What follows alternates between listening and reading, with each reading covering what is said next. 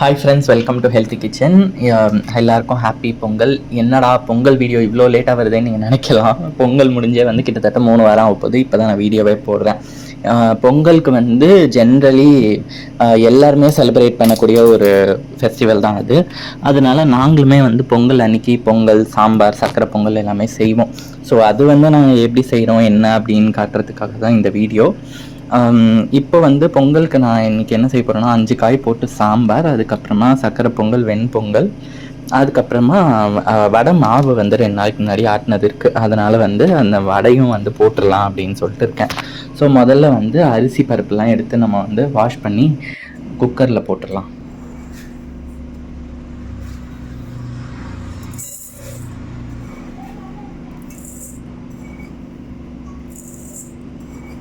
Usually பொங்கலுக்கான ஒரு proportion பார்த்தீங்கன்னா ஜென்ரலாக எல்லாருமே போடுறது வந்து 4க்கு 1, அதாவது 4 கப் அரிசிக்கு 1 கப்பு வந்து சிறுபருப்பு.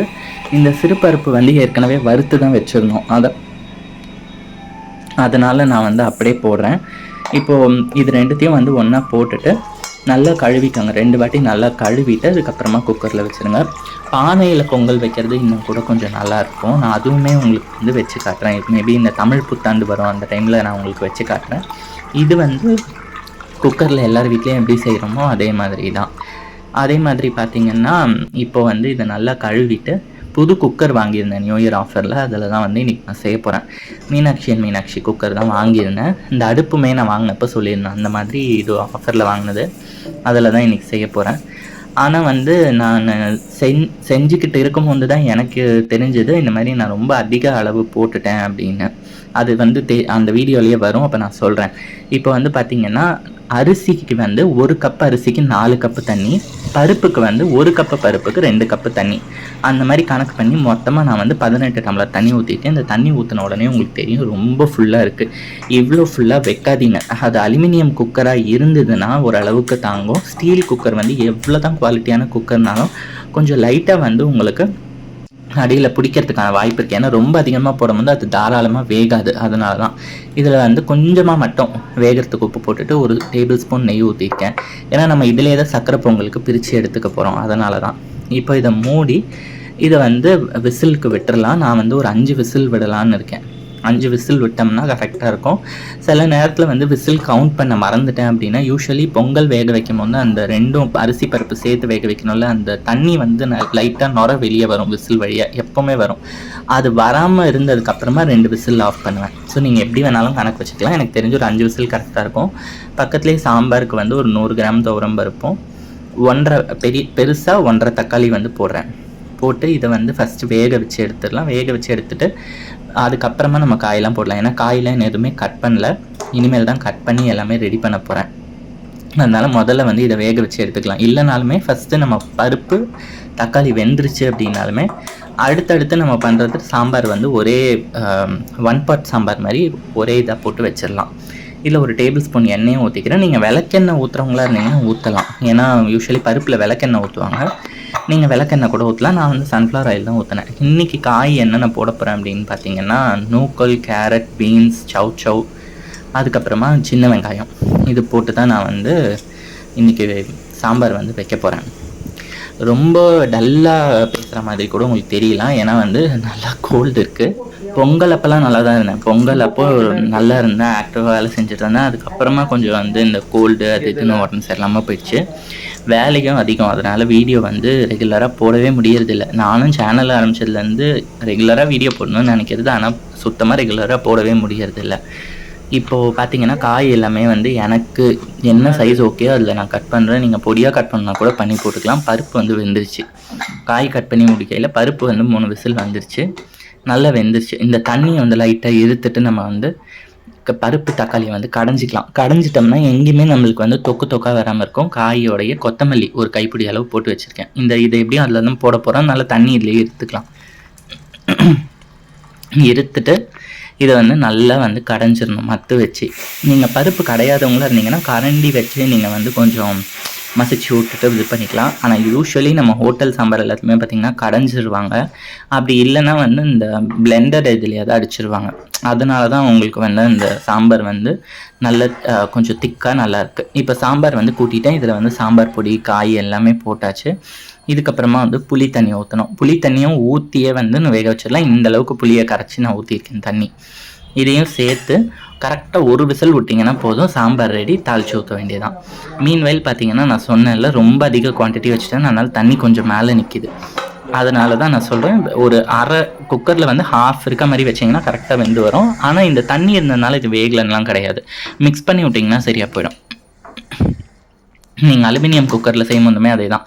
மிக்ஸ் பண்ணி விட்டுட்டு பாருங்கள், நல்லா இப்படி தலைன்னு இருக்கிற ஸ்டேஜில் எடுத்துடணும். வெல்லம் வந்து கட் பண்ணி எடுத்துக்கிறேன். நான் வாங்குகிற கடையில் வந்து இந்த ஹோல்சேல் கடையில் அவங்க கொடுக்குற வெள்ளத்தில் பெருசாக தூசி எதுவும் இருக்கிறது இல்லை. அதனால் அதிரசத்துக்கு மட்டும்தான் நான் வந்து பாகு எடுக்கும் போது ஃபில்டர் பண்ணி எடுக்கிறேன். மற்றபடி சக்கரை பொங்கலுக்குலாம் அப்படியே போட்டுறேன் நான் வெல்லம். இல்லை நீங்கள் வாங்குறது வந்து உங்களுக்கு டவுட்டாக இருந்ததுன்னா நீங்கள் வந்து ஃபில்டர் பண்ணிவிட்டு கூட அந்த வேக வச்ச அரிசி பருப்பு போட்டு மிக்ஸ் பண்ணலாம்.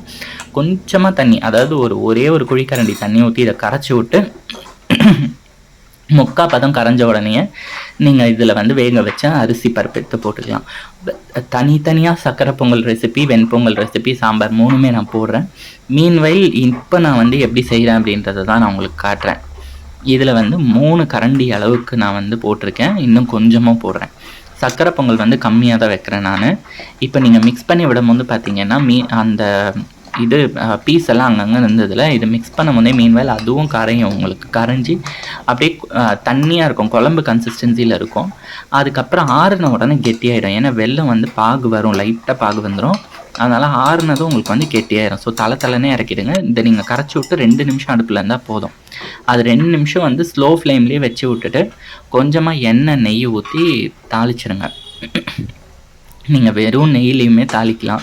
அப்படி இல்லாமல் நீங்கள் வந்துட்டு எண்ணெயும் நெய்யும் கலந்தும் தாளிக்கலாம். நான் வந்து வெண்பொங்கல், சக்கரை பொங்கல் ரெண்டுத்துக்குமே எண்ணெய் நெய் ஊற்றி தான் தாளிப்பேன். நீங்கள் வெறும் நெய்யில் கூட தாளிக்கலாம். எனக்கு திகட்டக்கூடாது அப்படிங்கிறதுக்காக நான் வந்து எண்ணெயும் நெய்யும் கலந்து பண்ணுறேன்.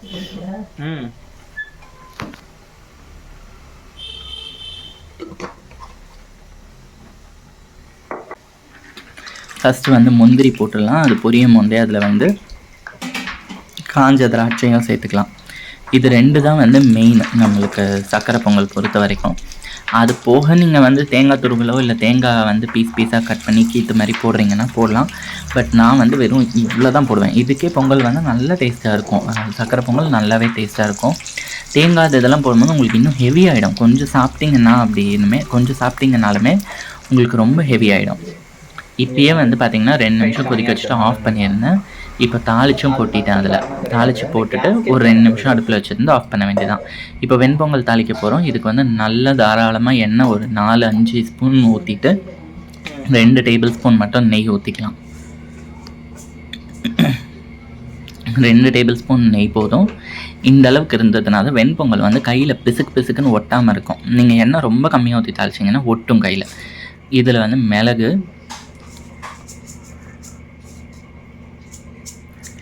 அதுக்கப்புறமா பார்த்திங்கன்னா சீரகம் போடணும். சீரகம் தாராளமாக போடலாம். 1 டேபிள் ஸ்பூன் போடலாம். மிளகு வந்து 1 டேபிள் ஸ்பூன் போட, சீரகம் 1 டேபிள் ஸ்பூனு.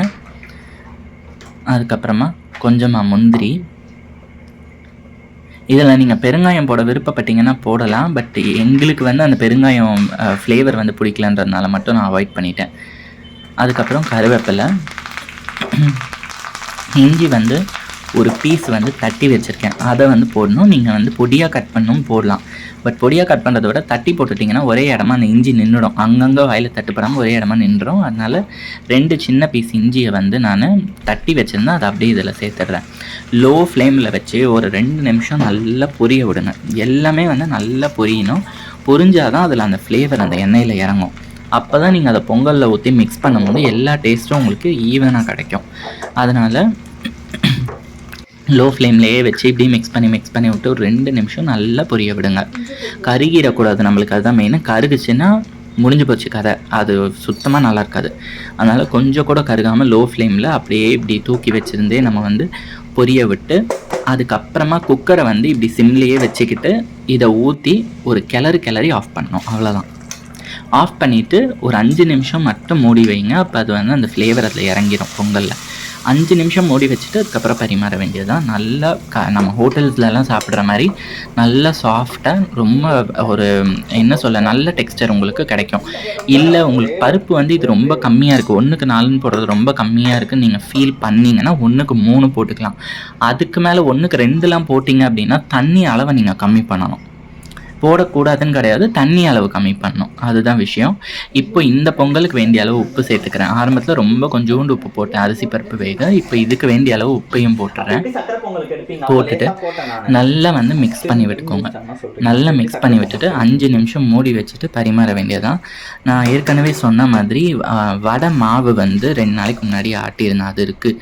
அதனால் வடையும் போட்டுற போகிறேன். சாம்பாரும் நம்மளுக்கு ரெடி ஆயிடுச்சு. இதெல்லாம் நான் ரெடி பண்ணும்போது சாம்பார் ரெடி ஆயிடுச்சு. இப்போ சாம்பார் வந்து திறந்து காமிக்கிறேன் உங்களுக்கு. இது வந்து சாம்பார் வந்து ரொம்ப திக்காகவும் இல்லாமல் ரொம்ப வந்து தண்ணியாகவும் இல்லாமல் மீடியமாக வச்சுருக்கேன். ஏன்னா அப்போ தான் வந்து பொங்கலுக்கும் கரெக்டாக இருக்கும், மத்தியானம் சாதத்துக்கும் கரெக்டாக இருக்கும், அதுக்காக தான். இப்போ சாம்பார் வந்து நல்லா ரெடி ஆயிடுச்சு. சாம்பார் பொடி ரெசிப்பியும் வந்து நான் ஆல்ரெடி போட்டிருக்கேன், அதோட லிங்க் வந்து கீழே டிஸ்கிரிப்ஷனில் கொடுக்குறேன், பார்த்துக்கோங்க. சாம்பாரை தாளித்து கொட்டி இறக்கியாச்சு. ஸோ நம்மளோட பொங்கல் சாப்பாடு இது தான். இது செஞ்சிட்ருக்கும் போது சைடில் எங்கள் அம்மா வந்து வடையும் தட்டி போட்டுட்டாங்க. இதே மாதிரி நீங்கள் செஞ்சு பாருங்கள். செஞ்சு பார்த்துட்டு எப்படி இருந்ததுன்னு சொல்லுங்கள். இதோட ரெசிபிஸ் எல்லாம் தனித்தனியாக நான் உங்களுக்கு எடுத்து போடுறேன். தேங்க்யூ.